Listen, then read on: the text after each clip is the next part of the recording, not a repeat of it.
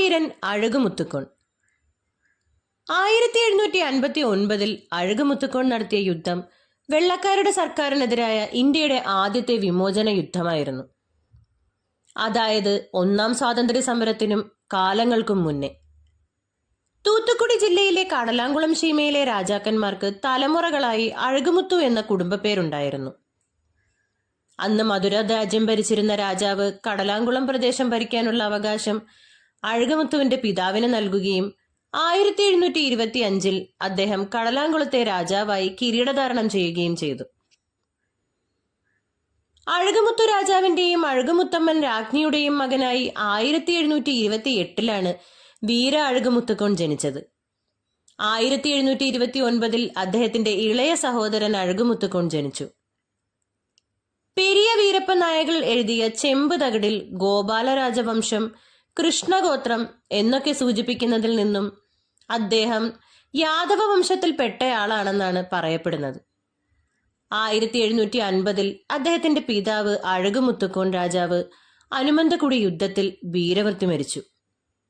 പിതാവ് മരിച്ച അതേ വർഷം വീര അഴകുമുത്തുക്കോൺ 22-ാം വയസ്സിൽ രാജാവായി. പിന്നീട് അദ്ദേഹം എട്ടയപുരം രാജാവായിരുന്ന ഗജവീര രാമപാണ്ഡ്യ എട്ടപ്പന്റെ ഉറ്റ ചങ്ങാതിയായി മാറി. എട്ടയപുരം രാജാവിന്റെ സൈന്യത്തിലെ പ്രധാന സേനാനായകർക്ക് നൽകുന്ന പ്രത്യേക പദവിയാണ് സേവക്കാരൻ. അഴകുമുത്തുക്കോൺ മാതാപിതാക്കളെയും ബന്ധുക്കളെയും വിട്ട് സെബുടുവറിലെത്തി. അവിടെ വരൻ വല്ലേരു നായിക്കിന്റെ സഹായത്തോടെ എട്ടയപുരത്തേക്ക് പോയി. എട്ടയപുരത്തെ രാജാവ് അഴകുമുത്തുക്കോനെ എട്ടയപുരത്തിന്റെ മുഖ്യ സേനാപതിയായി നിയമിച്ചു. അഴകുമുത്തുക്കോണിനും കൂടെ ഉണ്ടായിരുന്ന പടയാളികൾക്കും താമസ സൗകര്യം സുഗമമാക്കാൻ കടലാങ്കുളവും ചുറ്റുമുള്ള ചില ഗ്രാമങ്ങളും നൽകി. 500ഓളം സ്വർണവും ചോളപുരം, ബലഡ്മാട്ടി, മാർത്താണ്ഡപട്ടി വില്ലേജുകളും അവർക്ക് നൽകി. അഴകുമുത്തുക്കോൺ മികച്ച വൈദഗ്ധ്യമുള്ള ഒരു യോദ്ധാവും എട്ടപ്പ രാജാവിന്റെ വിശ്വസ്ത സേവകനുമായിരുന്നു. ഇന്ത്യയുടെ ഒന്നാം സ്വാതന്ത്ര്യ സമരം നടന്നത് 1857 അറിയപ്പെടുന്നത്.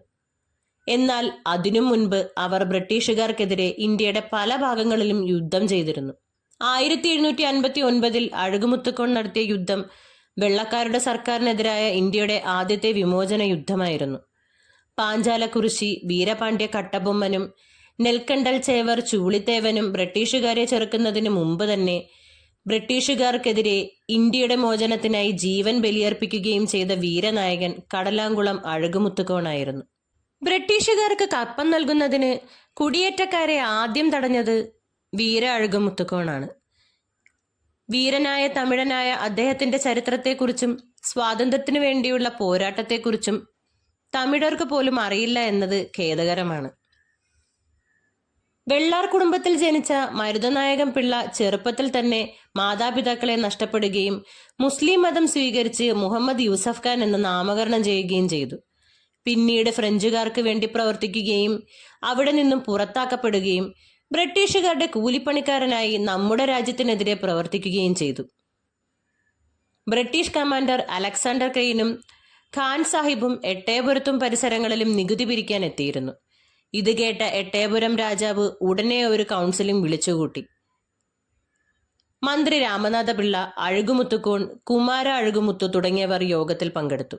ഇംഗ്ലീഷുകാർക്ക് കപ്പം കൊടുക്കാൻ തയ്യാറല്ലെന്നും കച്ചവടം ചെയ്യാൻ വരുന്ന കമ്പനികളിൽ നിന്നും നികുതി പിരിക്കാനുള്ള അവകാശത്തെ സംബന്ധിച്ചും രാജാവ് ഖാൻ സാഹിബിന് കത്തെഴുതി. ഇത്തരം ഒരു കത്ത് പ്രതീക്ഷിക്കാത്ത ബ്രിട്ടീഷ് സർക്കാർ രോക്ഷാകുലരായി. അവർ കമാൻഡർമാരായ അലക്സാണ്ടർ ക്രെയിൻ, മുഹമ്മദ് യൂസഫ് ഖാൻ എന്നിവരെ അയച്ച് യുദ്ധവിളി മുഴക്കി. ഖാൻ സാഹിബ് തന്റെ സൈന്യത്തോടും പീരങ്കികളോടുമൊപ്പം എട്ടയപുരത്തെ ആക്രമിക്കാൻ തയ്യാറായി. നായകൻ അഴകുമുത്തുക്കോൺ എട്ടയപുര രാജാവിനെയും ജനങ്ങളെയും സുരക്ഷിതരാക്കി. പല സ്ഥലങ്ങളിലും അലഞ്ഞുതിരിഞ്ഞ് എട്ടപ്പ രാജാവിന്റെ സൈന്യത്തിലേക്ക് ആളുകളെ റിക്രൂട്ട് ചെയ്തു. സൈന്യത്തിൽ ചേർന്നവരെ രാജാവ് അഴകുമുത്തുക്കോൺ ബേത്തനായ്ക്കനൂർ കോട്ടയിൽ രാപ്പാർപ്പിച്ചു. അടുത്ത ദിവസം അവരെ മാവേലിയോടെ എന്ന സ്ഥലത്ത് കൊണ്ടുപോകാൻ തീരുമാനിച്ചു. രാത്രി അവിടെ തങ്ങി. അത് സംഭവിക്കുന്നതിനു മുൻപ് ഖാൻ സാഹിബ് തന്റെ ശക്തമായ സൈന്യവുമായി ബേത്തനായ്ക്കനൂർ കോട്ട ആക്രമിക്കുകയും നിരവധി ആളുകളെ വധിക്കുകയും ചെയ്തു. അപ്രതീക്ഷിതമായ ഈ ആക്രമണത്തിൽ തളരാതെ അഴകുമുത്തുക്കോൺ കോൺ സാഹിബിനെതിരെ ധീരമായി പോരാടി. വീര അഴകുമുത്തുക്കോണും അവരും തമ്മിൽ ബേത്തനായ്ക്കനൂർ കോട്ടയിൽ ഒരു യുദ്ധം തന്നെ നടന്നു. ഇതിൽ വീര അഴകുമുത്തുക്കോണിന്റെ വലതുകാലനാണ് വെടിയേറ്റത്. എന്നിരുന്നാലും യുദ്ധം 3 മണിക്കൂർ തുടർന്നു. അവസാനം വീര അഴകുമുത്തുക്കോണിനെയും അദ്ദേഹത്തിന്റെ 6 സൈന്യാധിപന്മാരെയും 248 യോദ്ധാക്കളെയും ഇരുമ്പു ചങ്ങല കൊണ്ട് ബന്ധിപ്പിച്ച് കയറുകൊണ്ട് നിയന്ത്രിക്കാൻ കഴിയില്ലെന്നറിഞ്ഞ് നടുക്കാട്ടൂർ എന്ന സ്ഥലത്തേക്ക് കൊണ്ടുപോയി. അവരെ പീരങ്കിയുടെ മുന്നിൽ നിർത്തി നികുതി അടയ്ക്കാൻ നിർബന്ധിച്ചു.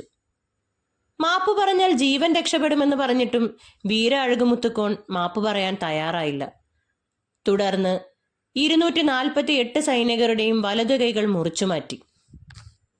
കമ്പനി സേനയ്ക്കെതിരായ ജനകീയ നടപടിക്ക് പ്രധാന കാരണക്കാരനായ അഴകുമുത്തുക്കോൺ ഉൾപ്പെടെ 4 പേരെ പീരങ്കിയുടെ വായിൽ കെട്ടിയിട്ട് പീരങ്കി ഉപയോഗിച്ച് വെടിവെച്ചപ്പോൾ അവരുടെ ശരീരം ഛിന്ന ഭിന്നമായി. നടുക്കാട്ട് പീരങ്കിക്കുഴിയിലെ ലിഖിതത്തിൽ നിന്നാണ് ഇക്കാര്യം തെളിവായതെന്ന് സുഭാഷ് സർവായി യാദവ് തന്റെ ദി ഫസ്റ്റ് സ്ക്രീമിംഗ് ഹീറോ അഴകുമുത്തുക്കോൺ എന്ന പുസ്തകത്തിൽ പറയുന്നു. എട്ടേപുരം പ്രിൻസിപ്പാലിറ്റിയിൽ ജോലി ചെയ്തിരുന്ന സ്വാമി ദീക്ഷിതർ രചിച്ച വംശമണി ദീപികയിൽ പീരങ്കിയുടെ മുന്നിൽ നിന്നും മരണത്തിന്റെ വക്കിൽ നിന്ന് ഞാൻ എന്റെ ജനത്തെ ഒറ്റുകൊടുക്കില്ല, ഞാൻ ചെയ്യും എന്ന് പറഞ്ഞ ധീരനായിരുന്നു അദ്ദേഹം എന്ന് സൂചിപ്പിക്കുന്നു. എട്ടേപുരത്തെ എഴുത്തുകാരൻ ഇളസൈ രാജമണി ഈ ത്രെഡിൽ കണ്ടെത്തിയ അപൂർവ വാർത്തകൾ സമാഹരിച്ച് സുദന്തവീരൻ അഴകുമുത്തു യാദവ് എന്ന പേരിൽ ഒരു പുസ്തകം രചിച്ചു. ഇന്നും കടലാംകുളത്ത് താമസിക്കുന്ന വീരൻ അഴകുമുത്തുക്കോണിന്റെ നേരിട്ടുള്ള പിൻഗാമികളെല്ലാം യാദവന്മാരാണ്. അന്ന് അഴകുമുത്തുക്കോണിന് പീരങ്കിയും തോക്കും ഉണ്ടായിരുന്നെങ്കിൽ ചരിത്രം മാറുമായിരുന്നു. ശത്രുക്കളുമായി സഖ്യമുണ്ടാക്കി തന്റെ ജനതയെ ഒറ്റിക്കൊടുത്ത ഏറ്റവും ക്രൂരനായ ഖാൻസാഹിയെ ഒടുവിൽ അർക്കോട്ട് നവാബ് തൂക്കിലേറ്റി. അവൻ ജീവനോടെ തിരിച്ചു വരുമെന്ന് ഭയന്ന്. നവാബ് അവന്റെ മൃതദേഹം കഷ്ണങ്ങളാക്കി തമിഴ്നാട്ടിൽ പലയിടത്തും സംസ്കരിക്കാൻ ഉത്തരവിട്ടു. വീരൻ അഴകുമുത്തുക്കോണിന് തമിഴ്നാട് സർക്കാർ കടലാംകുളത്ത് മനോഹരമായൊരു മണ്ഡപം നിർമ്മിച്ചു. എല്ലാ വർഷവും ജൂലൈ 11-ാം തീയതി സർക്കാരിന്റെ പേരിൽ ആദരാഞ്ജലികൾ അർപ്പിക്കുന്ന ഒരു പരിപാടി അവിടെ നടക്കുന്നുണ്ട്. 2012 വീരൻ അഴകുമുത്തുക്കോണിനെ കുറിച്ചുള്ള ഒരു ഡോക്യുമെന്ററിയും പുറത്തിറങ്ങി. 2015 ഡിസംബർ 26 ഇന്ത്യ ഗവൺമെന്റ് അദ്ദേഹത്തിന്റെ ചിത്രം വെച്ച് ഒരു തപാൽ സ്റ്റാമ്പ് പുറത്തിറക്കി. നമ്മുടെ സ്വാതന്ത്ര്യത്തിനായി ശത്രുക്കൾക്ക് മുന്നിൽ നിലയുറപ്പിക്കുകയും സ്വന്തം ജീവൻ ബലിയർപ്പിക്കുകയും ചെയ്ത അഴകുമുത്തുക്കോൺ എന്ന നായകന്റെ കഥ നമ്മൾ ഇനിയും ജനകീയമാക്കേണ്ടതുണ്ട്. ഇന്ത്യയുടെ ആദ്യത്തെ സ്വാതന്ത്ര്യ സമര സേനാനി.